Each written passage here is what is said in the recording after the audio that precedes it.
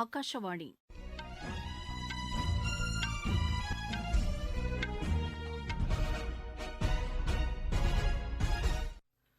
செய்திகள் வாசிப்பவர் வடிவழகி கபிலன். தலைப்புச் செய்திகள்: பழங்குடியின மக்களின் நலனை கருத்தில் கொண்டு பிரதமரின் ஜன்மன் திட்டம் செயல்படுத்தப்படுவதாக குடியரசுத் தலைவர் திருமதி திரௌபதி முர்மு தெரிவித்துள்ளார். இந்தியா ஐக்கிய அரபு எமிரேட் இடையேயான உறவு முன் எப்போதும் இல்லாத அளவுக்கு வலுவடைந்திருப்பதாக பிரதமர் திரு நரேந்திர மோடி கூறியுள்ளார். அடுத்த 3 ஆண்டுகளில் 1000த்திற்கும் மேற்பட்ட சமுதாய வானொலி நிலையங்களை உருவாக்க அரசு தீர்மானித்துள்ளதாக தகவல் ஒலிபரப்புத்துறை அமைச்சர் திரு அனுராக் தாக்கூர் தெரிவித்துள்ளார்.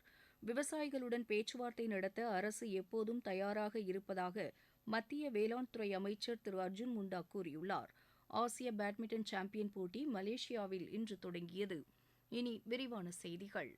பழங்குடியின மக்களின் நலனை கருத்தில் கொண்டு பிரதமரின் ஜன்மன் திட்டம் செயல்படுத்தப்படுவதாக குடியரசுத் தலைவர் திருமதி திரௌபதி முர்மு தெரிவித்துள்ளார். உலக வானொலி தினம் இன்று கொண்டாடப்படுவதையொட்டி மத்திய மகளிர் மற்றும் குழந்தைகள் மேம்பாட்டுத்துறை அமைச்சர் திருமதி ஸ்மிருதி இரானி குடியரசுத் தலைவருடன் உரையாடும் நிகழ்ச்சி இன்று ஆகாஷவாணியில் ஒலிபரப்பானது. அப்போது ராய்ரங்பூரிலிருந்து குடியரசுத் தலைவர் மாளிகை வரை தாம் கடந்து வந்த அனுபவங்களை அவர் பகிர்ந்து கொண்டார். பல்வேறு தடைகளை கடந்து தனது மன உறுதி, அர்ப்பணிப்பு மற்றும் உறுதிப்பாட்டின் மூலமாக நாட்டுக்கு சேவை செய்யும் நிலையை தாம் அடைந்ததாக திருமதி திரௌபதி முர்மு தெரிவித்தார். நாடாளுமன்ற கூட்டத்தொடரின் தொடக்கத்தில் செங்கோல் ஏந்தி வந்தது வரலாற்று சிறப்புமிக்கது என்று அவர் குறிப்பிட்டார். உண்மை, நீதி, அகிம்சை மற்றும் தர்மத்தின் அடையாளமாக செங்கோல் திகழ்கிறது என்று அவர் கூறினார். மேலும் 2047இல் வளர்ச்சியடைந்த நாடாக தேசம் மாறுவது குறித்தான தமது பார்வையையும் திருமதி திரௌபதி முர்மு பகிர்ந்து கொண்டார். ஆகாஷவாணி ரெயின்போ அலைவரிசைகளில் இந்த நிகழ்ச்சி இன்றிரவு 7 மணிக்கு மறு ஒலிபரப்பு செய்யப்படுகிறது. இந்தியா ஐக்கிய அரபு எமிரேட் இடையேயான உறவு முன் எப்போதும் இல்லாத அளவுக்கு வலுவடைந்திருப்பதாக பிரதமர் திரு நரேந்திர மோடி தெரிவித்துள்ளார். ஐக்கிய அரபு எமிரேட் மற்றும் கத்தார் நாடுகளுக்கு பயணம் மேற்கொள்ளவுள்ள நிலையில் அவர் வெளியிட்டுள்ள செய்திக்குறிப்பில் இதனை குறிப்பிட்டுள்ளார்.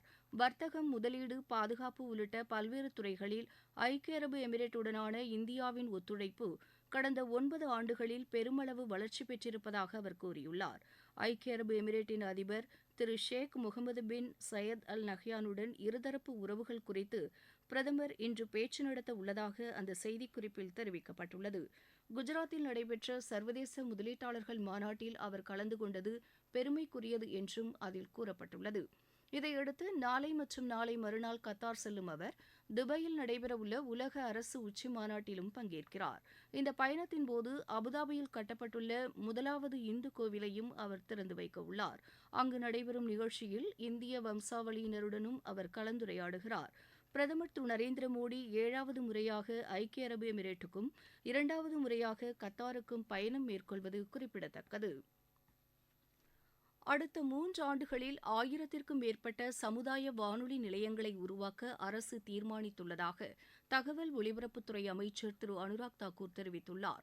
சமுதாய வானொலி தொடங்கப்பட்டதன் 20வது ஆண்டு விழாவையொட்டி தகவல் ஒலிபரப்பு அமைச்சகம் சார்பில் சென்னை அண்ணா பல்கலைக்கழகத்தில் இன்று நடைபெற்ற நிகழ்ச்சியில் காணொலி வாயிலாக பங்கேற்று அவர் பேசினார். 2014ஆம் ஆண்டுக்கு பிறகு சமுதாய வானொலி நிலையங்களை ஊக்குவிக்க அரசு முடிவெடுத்ததாக அவர் தெரிவித்தார். அடித்தட்டு மக்களை தகவல் தொடர்பு சென்றடைய வானொலி முக்கிய பங்காற்றுவதாக அவர் குறிப்பிட்டார். சமுதாய வானொலி நல்ல கருத்துக்களை மக்களிடம் கொண்டு சேர்க்க உதவுவதாக அவர் தெரிவித்தார்.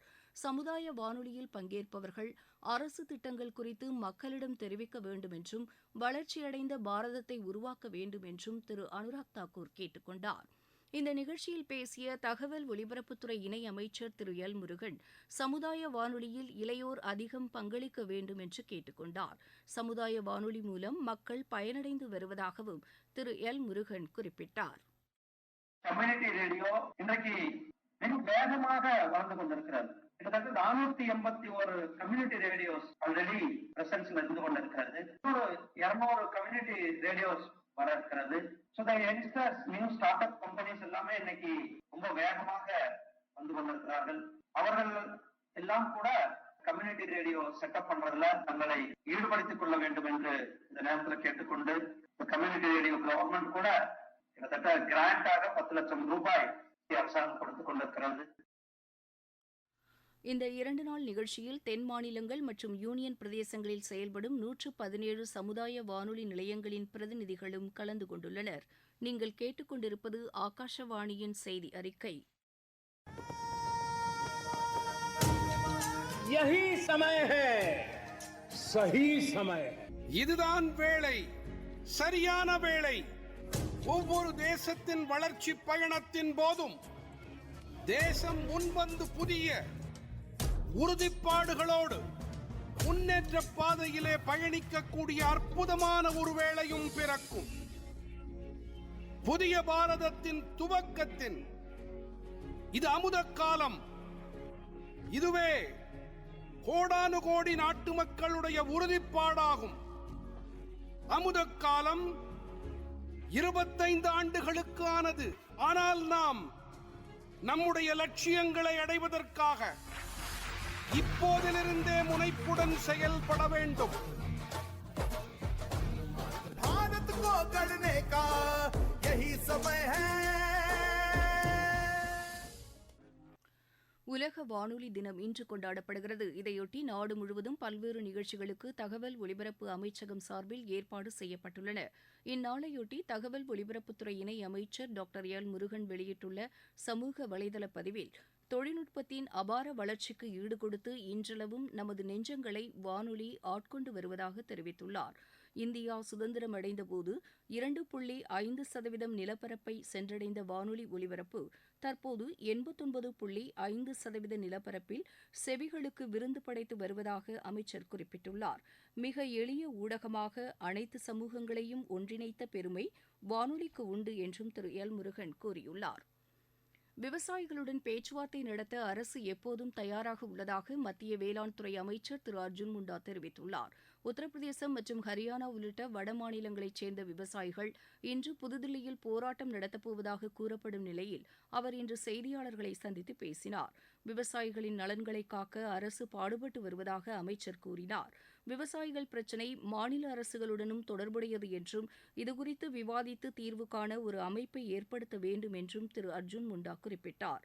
இதனிடையே விவசாயிகள் போராட்டத்தை ஒட்டி மேற்கொள்ளப்பட்டுள்ள போக்குவரத்து மாற்றங்களை விமான பயணிகள் பின்பற்ற வேண்டும் என்று தில்லி விமான நிலையம் கேட்டுக் கொண்டுள்ளது. நடப்பு நிதியாண்டில் அரசு மின்சந்தையின் மொத்த விற்பனை மதிப்பு 3 லட்சம் கோடி ரூபாயை எட்டியுள்ளதாக மத்திய அரசு தெரிவித்துள்ளது. புதுதில்லியில் இதனை தெரிவித்த அரசு மின்சந்தையின் தலைமை நிர்வாக அலுவலர் திரு பிரசாந்த் குமார் சிங், கடந்த நிதியாண்டில் இது 2 லட்சம் கோடி ரூபாயாக இருந்தது என்று குறிப்பிட்டார். மேலும் இந்த தளத்தில் தினசரி பண பரிமாற்றமானது கடந்த நிதியாண்டில் 504 கோடி ரூபாயாக இருந்ததாகவும் தற்போது 914 கோடி ரூபாயாக உயர்ந்துள்ளதாகவும் அவர் தெரிவித்தார். எல்லை தாண்டி மீன்பிடித்ததாக இலங்கை கடற்படையால் கைது செய்யப்பட்ட ராமநாதபுரத்தைச் சேர்ந்த 18 மீனவர்கள் இலங்கை சிறையிலிருந்து விடுவிக்கப்பட்டனர். இன்று காலை அவர்கள் சென்னை விமான நிலையம் வந்தடைந்தனர். கடந்த மாதம் 31ஆம் தேதியன்று சிறையிலிருந்து விடுவிக்கப்பட்ட அவர்கள் இந்திய தூதரகத்திடம் ஒப்படைக்கப்பட்டனர். பல்வேறு மருத்துவ பரிசோதனைகளுக்கு பிறகு இந்திய தூதரக அதிகாரிகள் கொழும்புவிலிருந்து அவர்களை சென்னைக்கு அனுப்பி வைத்தனர். இதையடுத்து மீன்வளத்துறை ஏற்பாடு செய்த தனி வாகனம் மூலம் அவர்களது சொந்த ஊருக்கு அனுப்பி வைக்கப்பட்டனர். சட்டவிரோத பண பரிமாற்ற வழக்கில் கைது செய்யப்பட்டு சிறையில் இருந்து வரும் அமைச்சர் திரு செந்தில் பாலாஜியின் ராஜினாமாவை தமிழக ஆளுநர் திரு RN ரவி ஏற்றுக்கொண்டதாக ஆளுநர் மாளிகை செய்திக்குறிப்பில் தெரிவிக்கப்பட்டுள்ளது. கடந்த 8 மாதங்களாக சிறையில் உள்ள நிலையில் இலாகா இல்லாத அமைச்சராக அவர் நீடித்து வந்தார். இந்த நிலையில் அவர் நேற்று அனுப்பிய ராஜினாமா கடிதத்தை ஆளுநர் ஏற்றுக்கொண்டதாக அந்த குறிப்பில் கூறப்பட்டுள்ளது. ஆசிய பேட்மிண்டன் சாம்பியன் போட்டி மலேசியாவில் இன்று தொடங்கியது. நாளை நடைபெறவுள்ள ஆட்டத்தில் இந்தியா ஹாங்காங்கை எதிர்கொள்கிறது. உலகக்கோப்பை ஜூனியர் துப்பாக்கிச் சுடும் போட்டியில் இந்தியா 2 தங்கம், 1 வெள்ளி மற்றும் 2 வெண்கலப் பதக்கங்களை வென்றுள்ளது. பெங்களூரு ஓபன் டென்னிஸ் போட்டியின் முதல் சுற்று ஆட்டத்தில் இந்தியாவின் ஸ்மித் நாகல் பிரான்சின் ஜியோஃப்ரேயை எதிர்கொள்கிறார். புரோ கபடி லீக் போட்டியில் பாட்னா தெலுங்கு அணிகள் இன்று மோதுகின்றன. ISL கால்பந்து போட்டியில் ஈஸ்ட் பெங்கால் இன்று மும்பை அணியை எதிர்கொள்கிறது. மீண்டும் தலைப்புச் செய்திகள். பழங்குடியின மக்களின் நலனை கருத்தில் கொண்டு பிரதமரின் ஜன்மன் திட்டம் செயல்படுத்தப்படுவதாக குடியரசுத் தலைவர் திருமதி திரௌபதி முர்மு தெரிவித்துள்ளார். இந்தியா ஐக்கிய அரபு எமிரேட் இடையேயான உறவு முன் எப்போதும் இல்லாத அளவுக்கு வலுவடைந்திருப்பதாக பிரதமர் திரு நரேந்திர மோடி கூறியுள்ளார். அடுத்த 3 ஆண்டுகளில் 1000த்திற்கும் மேற்பட்ட சமுதாய வானொலி நிலையங்களை உருவாக்க அரசு தீர்மானித்துள்ளதாக தகவல் ஒலிபரப்புத்துறை அமைச்சர் திரு அனுராக் தாக்கூர் தெரிவித்துள்ளார்.